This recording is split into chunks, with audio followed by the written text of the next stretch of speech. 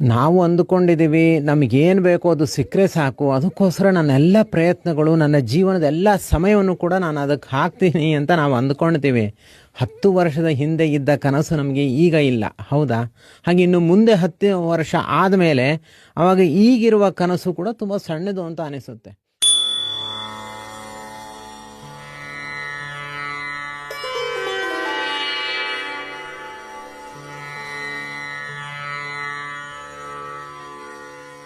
ಆದ್ದರಿಂದ ನಾವು ಏನು ಮಾಡಬೇಕಾದ್ರೂ ಕೂಡ ಕರ್ತವ್ಯದಲ್ಲಿ ನಿರತರಾಗಿರಬೇಕು. ಈಗ ಉದಾಹರಣೆಗೆ ನನಗೆ ಒಂದು 10 ಕೋಟಿ ಹಣ ಬೇಕು ಅಂತ ಇದ್ದರೆ ಯಾವಾಗಲೂ ಹಣವನ್ನೇ ಚಿಂತನೆ ಮಾಡೋದು ಅಥವಾ ಹಣಕ್ಕೋಸ್ಕರ ಎಲ್ಲ ಪ್ರಯತ್ನವನ್ನು ಮಾಡೋದು ಅಲ್ಲ. ನಾವು ಹಣದ ಬಗ್ಗೆ ಚಿಂತನೆಯನ್ನೇ ಮಾಡಬಾರ್ದು. ನಾವು ಏನು ಮಾಡಬೇಕು ಅಂತಂದರೆ ಆ 10 ಕೋಟಿ ಹಣಕ್ಕಿಂತ ಹೆಚ್ಚಿನ ಹಣ ಬರುವಂತಹ ಅರ್ಹತೆಯನ್ನು, ಯೋಗ್ಯತೆಯನ್ನು ನಾವು ಪಡೆದುಕೊಳ್ಬೇಕು.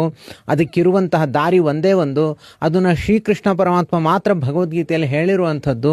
ಅದೇ ಮಾತು, ಕರ್ಮಣ್ಯೇ ವಾಧಿಕಾರಸ್ತೆ ಮಾ ಫಲೇಶು ಕದಾಚನ ಮಾ ಕರ್ಮ ಫಲ ಹೇತುರ್ಭೂಹು ಮಾತೆ ಸಂಗೋಸ್ತ್ವ ಕರ್ಮಣಿ. ಅದ್ಭುತವಾಗಿ ಇದೊಂದು ಶ್ಲೋಕ ಸಾಕು.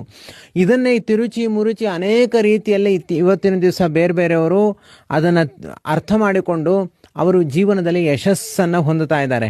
ಇದು ಮೂಲ ಮಂತ್ರ, ಸಕಲ ಯಶಸ್ಸುಗಳ, ಸಕಲ ಇಷ್ಟಾರ್ಥಗಳ ಮೂಲ ಮಂತ್ರ ಇದು ಒಂದೇ ಶ್ಲೋಕ.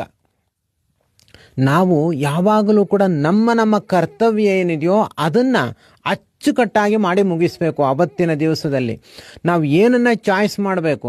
ಎದ್ದ ತಕ್ಷಣ ಕಷ್ಟದ ಸನ್ನಿವೇಶಗಳನ್ನು ನಾವು ಚಾಯ್ಸ್ ಮಾಡಬೇಕು.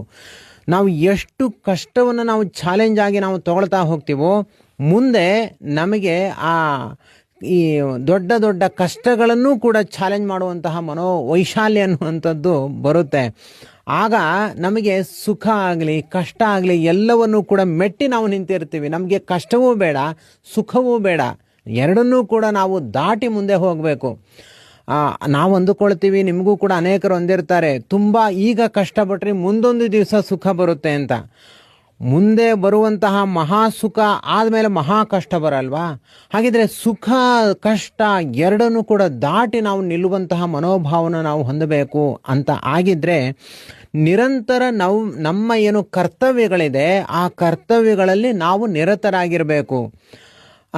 ಒಂದು ವೇಳೆ ಈ ಕೆಲಸವನ್ನು ನಾನು ಮಾಡಿದ್ರೆ ನನಗೆ ಇಂಥ ಫಲ ಸಿಗುತ್ತೆ ಅಂತ ಅಂದುಕೊಂಡು ಅದಕ್ಕೂ ಪರಸ್ಪರ ಕಾರ್ಯಕಾರಣ ಭಾವನ ಯೋಚಿಸಿ ನಾವು ಆ ಕೆಲಸವನ್ನು ಮಾಡಿದ್ರೆ ನಮಗೆ ಸೋಲು ನಿಶ್ಚಯ. ಯಾವತ್ತೂ ಕೂಡ ಕರ್ತವ್ಯವನ್ನು ಕರ್ತವ್ಯ ದೃಷ್ಟಿಯಿಂದ ಅಷ್ಟೇ ಮಾಡಬೇಕು. ಈ ಪ್ರಯೋಜನ